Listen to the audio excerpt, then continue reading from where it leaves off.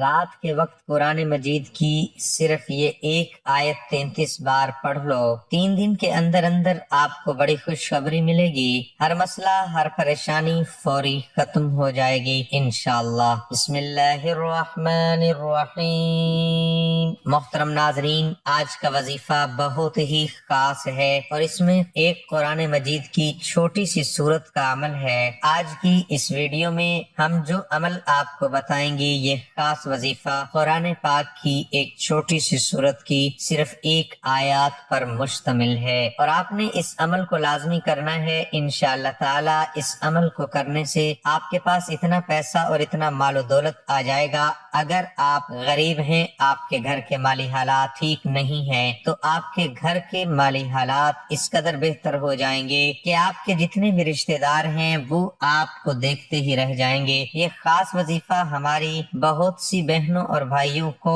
آزمایا ہوا عمل ہے۔ اللہ تبارک و تعالیٰ کے فضل و کرم سے گھر سے غربت اور تنگ دستی ختم ہو جائے گی اور گھر میں مال و دولت کی بارش ہونا شروع ہو جائے گی۔ تحقیق انسان کا واحد مقصد یہ ہے کہ انسان اللہ تعالیٰ کی عبادت و بندگی کرے۔ اس کے علاوہ جتنے بھی امور ہیں جن کو انسان انجام دیتا ہے، اس لیے بھی تاکہ وہ عبادت الہی کے معاملے میں انسان کے معاون بن سکیں۔ انسان کی صحت و تندرستی، قوت و طاقت، مال و دولت، کھانا پینا، غرض ہر ایک چیز اس لیے ہے تاکہ انسان مستعد ہو کر اپنے اصلی مقاصد کو انجام دے سکے۔ عبادت اللہ تبارک و تعالیٰ کے حکم اور نافذ کردہ چیزوں کو انجام دینا اور منع کردہ چیزوں سے رک جانا، لیکن عبادات کے اندر بھی فرق مراتب کا لحاظ کیا گیا ہے، یعنی ان کی انجام دہی کی صورت میں مرتب ہونے والے اجر و ثواب میں بڑا فرق ہے۔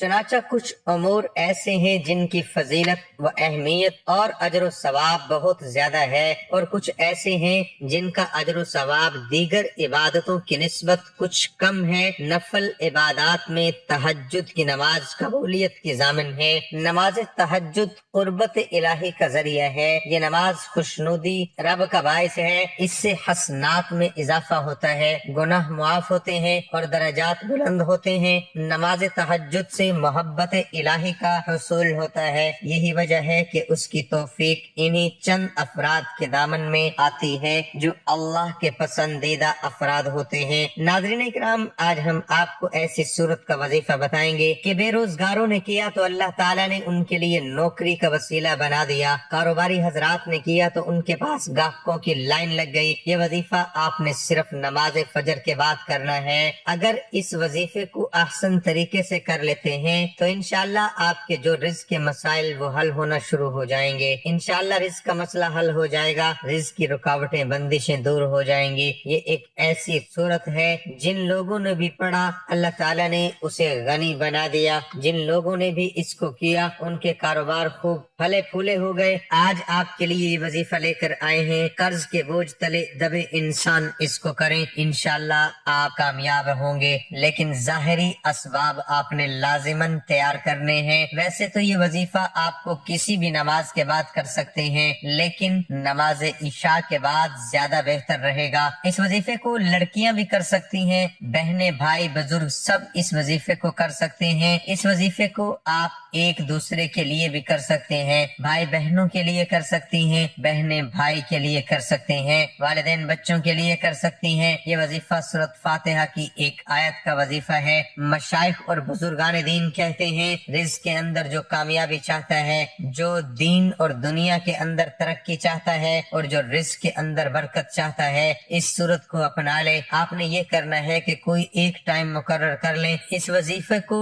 جائز حاجت کے لیے اس لیے نہیں کرنا کہ امیر و دولت مند ہو جاؤں گا تو اپنے خاندان والوں کو نیچا دکھاؤں گا، فخر و غرور نکال کر صرف عاجزی و انکساری کے ساتھ اس وظیفے کو کرنا ہے۔ دوران وظیفہ کوشش کریں اپنے بھی بدبودار اشیاء کے استعمال نہ کریں، جیسا کہ کچا پیاز ہو گیا۔ مرد حضرات تماک نوشی سے پرہیز کریں، اس کے علاوہ حلال کا لقمہ کھائیں اور گناہ کبیرہ اور وظیفہ ختم ہونے کے بعد اللہ تعالیٰ کی رضا کی خاطر کوئی میٹھی چیز آپ نے تقسیم کرنی ہے، کوشش کرنی ہے بچوں کے اندر تقسیم کرتے رہیں۔ اس حقیقت سے تو کوئی بھی انسان انسان انکار نہیں کر سکتا کہ دنیا میں ہر امیر و غریب، نیک و بد کو قانون قدرت کے تحت دکھ و غموں اور پریشانیوں سے کسی نہ کسی شکل میں ضرور واسطہ پڑتا ہے۔ اس کا سبب یہ ہے کہ یہ دنیا دارالعلوم اور امتحان گاہ ہے۔ انسان یہاں آزمائش کے لیے بھیجا گیا ہے۔ اسے آزادی سے نیکی اور بدی کرنے کی قوت دی گئی ہے۔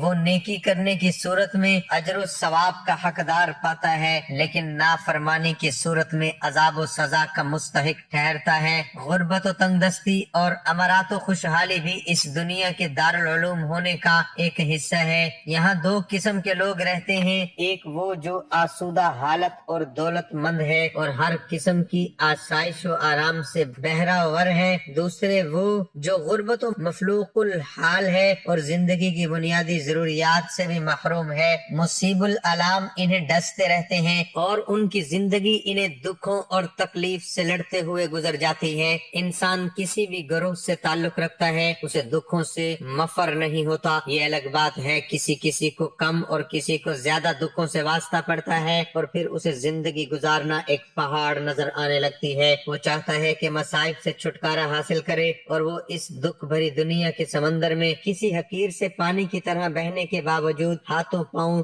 ضرور مارتا ہے اور یہ کوشش کرتا رہتا ہے کہ دکھوں سے نجات پالے اور غموں کے بھروسے باہر آ جائے، لیکن وہ تب تک اپنی ہر پریشانیوں اور دکھوں سے نجات نہیں پاتا جب تک کہ وہ اللہ اور اس کے پیارے رسول صلی اللہ علیہ وسلم کے بتائے ہوئے احکامات پر عمل نہ کرے، عمل پیرا نہیں ہو جاتا۔ اسے چاہیے کہ وہ اللہ سے اپنے گناہوں کی کثرت سے توبہ کرتا رہے اور اس بات پر یقین رکھے کہ وہ ضرور اس کی توبہ قبول کرے گا اور اس کی تمام پریشانیاں اور غموں کو اپنے فضل و کرم سے ضرور ختم کرے گا۔ تو ناظرین، ایک اور بات آپ کو بتاتا چلوں کہ کوئی بھی وظیفہ شروع کرنے سے پہلے آپ درود پاک لازمی پڑھ لیا کریں، کیونکہ یہ درود پاک کا عمل اللہ پاک نے قرآن کے اندر خود فرمایا ہے، اور جس کی تفسیر میں آتا ہے کہ اللہ تعالیٰ فرماتا ہے کہ میں خود درود بھیجتا ہوں اپنے پیارے پیغمبر حضرت محمد مصطفیٰ صلی اللہ علیہ وآلہ وسلم پر، اور میرے جتنے فرشتے ہیں، نوری مخلوق ہیں، یہ بھی میرے نبی پر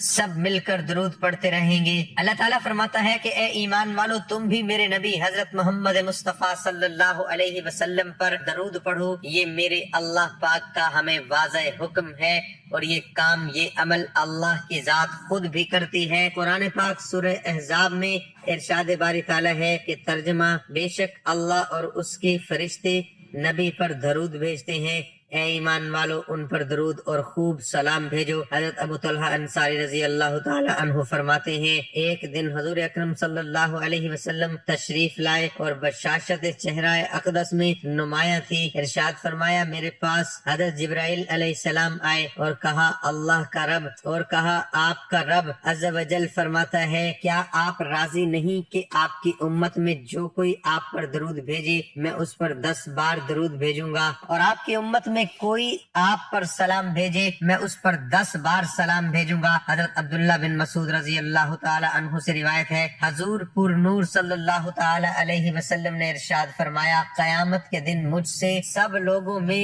زیادہ قریب وہ ہوگا جس نے سب سے زیادہ مجھ پر درود بھیجا ہے۔ حضرت انس رضی اللہ تعالی عنہ سے روایت ہے، حضور اقدس صلی اللہ علیہ وسلم نے ارشاد فرمایا، جو مجھ پر ایک بار درود بھیجے اور وہ قبول ہو جائے تو اللہ تعالیٰ اس کے اسی برس کے گناہ مٹا دے گا۔ حضرت عبداللہ بن عمر رضی اللہ تعالی عنہما فرماتی ہیں، جو نبی کریم صلی اللہ تعالی علیہ وسلم پر ایک بار درود بھیجے تو اللہ تعالیٰ اس کے فرشتے اس پر 70 بار درود بھیجتے ہیں، اور اللہ نے اپنی پیاری مخلوق جو نوری مخلوق ہے، جس میں جبرائیل، میکائیل ہیں، اسرافیل، بے شک بے شمار فرشتے میرے اللہ کے ہیں، وہ سب میرے نبی پر درود پڑھتے ہیں۔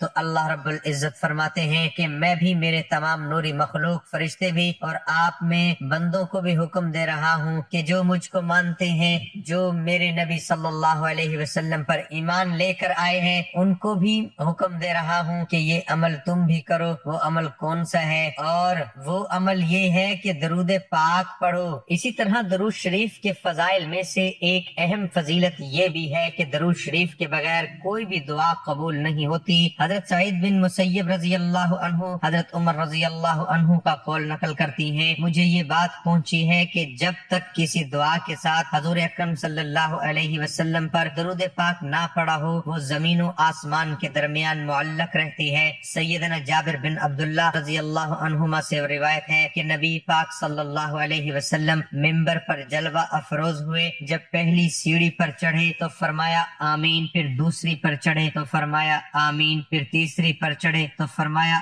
آمین۔ صحابہ نے کہا اللہ کے رسول، ہم نے آپ کو 3 مرتبہ آمین کہتے ہوئے سنا۔ آپ صلی اللہ علیہ وسلم نے فرمایا جب میں پہلی سیڑھی پر چڑھا تو جبرائیل امین میرے پاس آئے اور کہا بدبخت ہے وہ شخص جس نے رمضان کا مہینہ پایا پھر وہ گزر گیا اور اس کی بخشش نہ ہوئی۔ تو میں نے کہا آمین، پھر کہا بد نصیب ہے وہ بندہ جس نے اپنے والدین یا دونوں میں سے ایک کو پایا اور انہوں نے اس کو جنت میں داخل نہ کرایا۔ تو میں نے کہا آمین، پھر کہا کم بخت ٹھہرا وہ شخص جس کے سامنے آپ کا ذکر ہوا اور اس نے آپ پر درود نہ پڑا۔ میں نے کہا آمین۔ ناظرین اکرام، خود ہی اندازہ لگاؤ کہ کتنی سخت وعید آئی ہے۔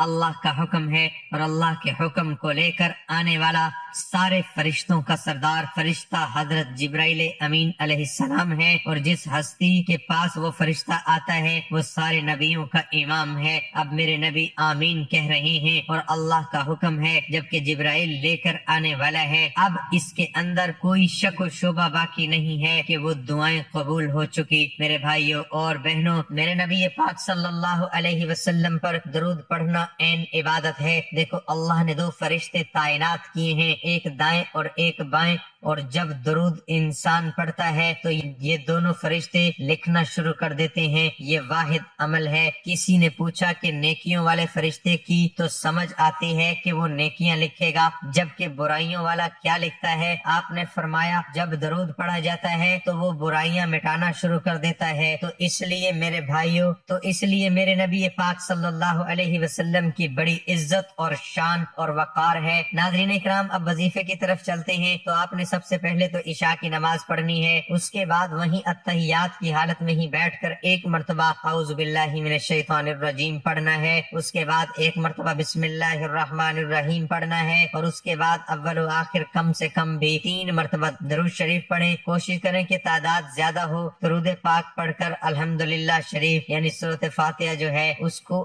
آپ نے صرف 3 مرتبہ پڑھنا ہے۔ بسم اللہ الرحمن الرحیم، بسم اللہ الرحمن الرحیم، الحمدللہ رب العالمین، الرحمن الرحیم، مالک یوم الدین، ایاک نعبد و ایاک نستعین، اہدنا الصراط المستقیم، صراط الذین انعمت علیہم غیر المغضوب علیہم ولا الضالین، آمین۔ لیکن ہر مرتبہ جب آپ آیت پر پہنچیں تو یہی آیت 11 مرتبہ پڑھ لیں۔ آیت یہ ہے ایاک نعبد و ایاک نستعین۔ جب سورۃ فاتحہ پڑھنے لگیں تو ہر مرتبہ یہی آیت صرف 11 مرتبہ پڑھ کر آگے پڑھ لیں اور دوبارہ شروع سے پڑھنا شروع کر دیں۔ اس طریقے سے صرف 3 مرتبہ سورۃ فاتحہ پڑھیں، لیکن یہی آیت پھر 11 مرتبہ آپ نے پڑھنا ہے۔ اس طرح یہ آیت 33 مرتبہ بن جائے گی۔